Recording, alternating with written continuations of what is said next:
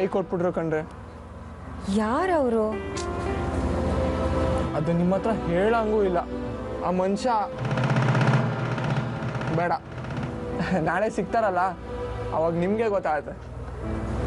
ಏನೋಪ್ಪ, ನಿನ್ನ ವಿಷಯ ಏನು ನನಗೆ ಅರ್ಥನೇ ಆಗೋದಿಲ್ಲ. ಊಟ ಮಾಡೋಣವಾ?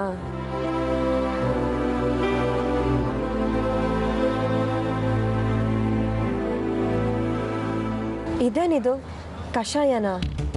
ಹೇ ಇಲ್ಲಪ್ಪ, ಇದು ಇಲ್ಲಿನ ಸ್ಪೆಷಲ್. ಇದನ್ನು ಕುಡಿದ್ರೆ ಚೆನ್ನಾಗಿ ನಿದ್ರೆ ಬರುತ್ತಂತೆ. ಹೌದಾ? ಹಾಗಾದರೆ ಇದನ್ನು ಮೊದಲು ನೀನು ಕುಡಿ. ಇಲ್ಲ ಅಂದರೆ ರಾತ್ರಿ ಎಲ್ಲ ಕತೆ ಹೇಳು ಅಂತ ತಲೆ ತಿಂತೀಯ. ಹೇ ತಗೋ ಕುಡಿ. ಇಲ್ಲ ಕಣ್ರೆ, ಇದು ನಿಮಗೆ ಅಂತ ತಂದಿರೋದು.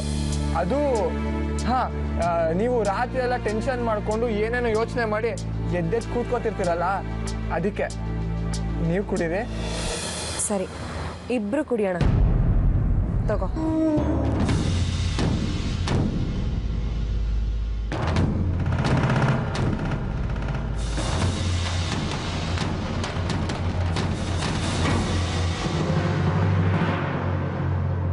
ಇದೂ ಒಂದು ಟ್ರೈ ಮಾಡೋಣ.